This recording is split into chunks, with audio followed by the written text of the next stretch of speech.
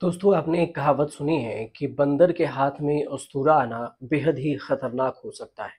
और यही डर है पाकिस्तान के परमाणु संपन्न होने के बाद से दुनिया को ये डर सता रहा है। ताकत तो है, लेकिन क्या उसे संभालने या साधने की पावर भी उसके पास है? सवाल यही है। और कोई भी फसाद हो तो झट से न्यूक्लियर वेपन्स की धौंस जमाने लगता है। देश में राजनीतिक जो हालात हैं उससे अच्छे खासे तो भी नहीं है। ऐसे में अमेरिका अक्सर ही उसके हथियारों पर कथित कंट्रोल की योजना बनाता रहा है। लेकिन क्या कोई भी पावर किसी दूसरे देश के परमाणु हथियार ले सकती है? और अगर हाँ, तो फिर पाकिस्तान के हाथ से अब तक क्यों नहीं हो सका है ऐसा? क्योंकि परमाणु गया क्यों नहीं? कितने हथियार हैं पाकिस्तान के पास? सवाल ये सबको समझाते हैं आपको। 2 साल पहले bulletin of the atomic scientist में पाकिस्तान में जमा परमाणु वेपन्स पर डिटेल्स में रिपोर्ट छपी थी। अनुमान उसके पास करीब करीब 170 वार हेडर्स हैं। इसमें से देखें तो और उसका जो इरादा है लगातार इसे बढ़ाने पर ही रहा है। ये हथियार कहाँ है और इसकी जानकारी पब्लिक डोमेन में खुलकर उपलब्ध नहीं है कि ये हथियार आखिर रखा कहाँ। लेकिन इसका केवल मोटा मोटा जो अंदाजा है वो सिर्फ लगाया जा सकता है कि अलग अलग मीडिया रिपोर्ट्स ये कहती है, अलग अलग दावे करती हैं।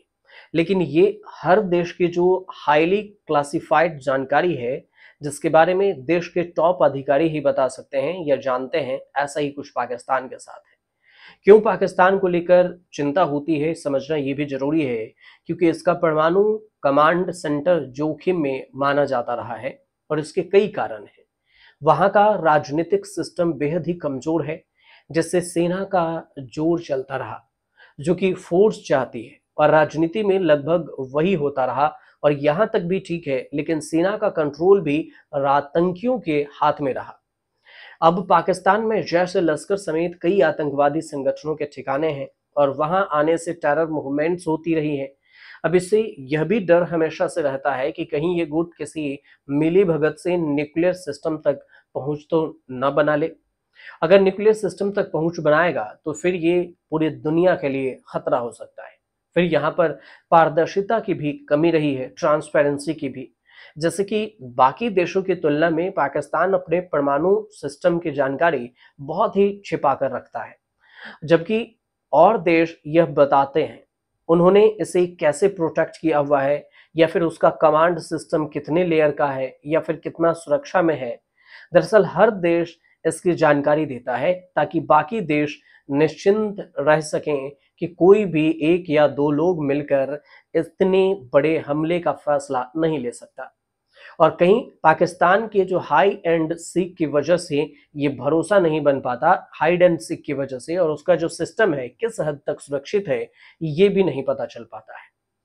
अमेरिका को लंबे समय से चिंता रही है कि इस्लामाबाद में अचानक से कुछ बड़ा हो जाए, जैसे कि सिविल वॉर, तो फिर न्यूक्लियर हथियार गायब हो सकते हैं। और ये बहुत बड़ा खतरा है, और इसे ही रोकने के लिए वो लंबे समय से बैकडोर कंट्रोल की प्लानिंग करता रहा है अमेरिका। दरअसल परमाणु हथियार बनाने का पर रोक तो है, लेकिन अब इसे ये भी बात होती है कि सिर्फ रोकने की बात नहीं होती, बल्कि इस वेपन्स पर कोई दूसरा देश औपचारिक रूप से कब्जा नहीं कर सके, इसका भी डर है। जबकि वो सीधे देश पर ही कब्जा न जमा ले, जो कि तकनीकी तौर पर मुमकिन नहीं है। हालांकि बैकडोर जो कंट्रोल है एक विकल्प हो सकता है, ऑप्शन हो सकता है, जिसका कथित तौर पर यूएस ने कोशिश की भी है। अब एनबीसी की एक रिपोर्ट कहती है, इसके अलावा जो कई मीडिया रिपोर्ट्स हैं उसमें इस बात का जिक्र हुआ, यहाँ तक कि ट्विंस टावर अटैक के बाद से जो बड़े डिफेंस अधिकारी हैं उन्होंने ऐसा कहा था, जिसे मीडिया ने खारिज भी कर दिया था कि नहीं, ऐसा नहीं हो सकता है कि दूसरे देश के न्यूक्लियर को कैसे कंट्रोल में लेंगे। लेकिन बैकडोर कंट्रोल क्या होता है? तो एक ऐसा छिपा हुआ सिस्टम जो कि अमेरिका को दूर बैठकर हथियारों को डीएक्टिवेट करने की क्षमता दे सके, जैसे कि कोई चिप या फिर कोड जो न्यूक्लियर सिस्टम में फिट किया जाए, या फिर ऐसा सिस्टम जो अमेरिकी मर्जी से लॉन्च कमांड को फेल कर दे। मतलब ऐसे ही कोई कंट्रोलिंग चाहता है अमेरिका। अब कैसे काम करता है ये सिस्टम, ये भी समझना जरूरी है। तो फिर वाशिंगटन ने कोशिश की है कि किसी तरीके से पाकिस्तान के हथियारों के लॉन्च सिस्टम में कोई ऐसी चिप या फिर कोड जोड़ दिए जाएं जिसे जरूरत पड़ने पर उसे दूर से ही बंद किया जा सके। और इसे इलेक्ट्रॉनिक किल स्विच भी कहा जा सकता है और कहा जाता था। यहां तक कि उसने पाकिस्तान के इंटरनल सिस्टम में भी सेंध लगाने की कोशिश की, जैसे कि सेना या आईएसआई में ऐसे लोगों से सांठगांठ जो जरूरत पड़ने पर सिस्टम को डीएक्टिवेट कर सके।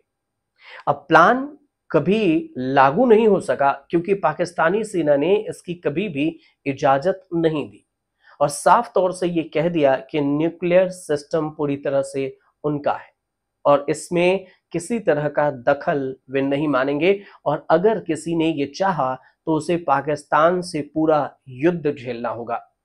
और ये बात भी है कि न्यूक्लियर कमांड सिस्टम में किसी तीसरे देश के लिए बैकडोर बनाना बहुत ही मुश्किल और फिर रिस्की होता है। दूसरे देशों के कमांड सेंटर देखें तो वो कितना सेफ है, सवाल आपके मन में ये भी उठ रहा होगा, तो इसे भी समझ लीजिए।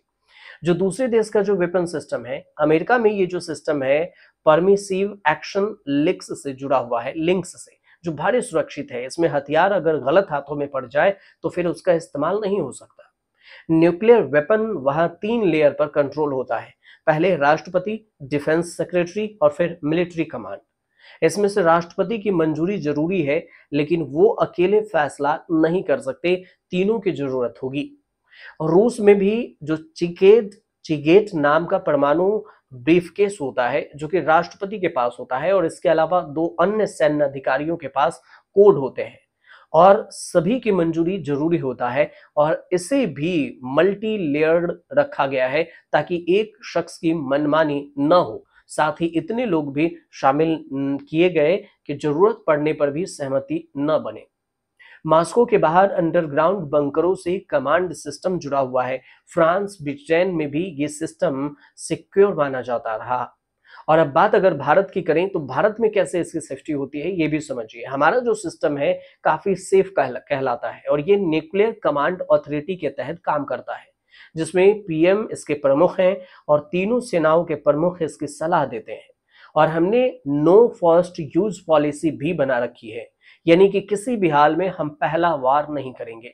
और यहां तक कि चीन का सिस्टम भी सेंट्रलाइज्ड और फिर बहुत ही सीक्रेट है। वहां भी राष्ट्रपति और सेंट्रल मिलिट्री कमीशन की मंजूरी और उसकी जरूरी होती है, लेकिन पाकिस्तान में ऐसे कोई भी सिस्टम ही नहीं नजर आता।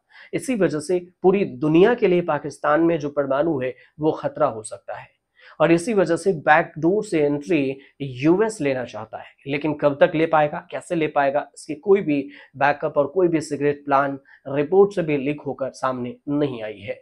लेकिन उम्मीद करते हैं जो जानकारी है वो आपको हमने आसान भाषा में पहुंचाई। और अगर आपको जानकारी सही पहुंची हो तो आप हमारे चैनल से जुड़िए, सब्सक्राइब कीजिए इसे और शेयर जरूर कीजिएगा।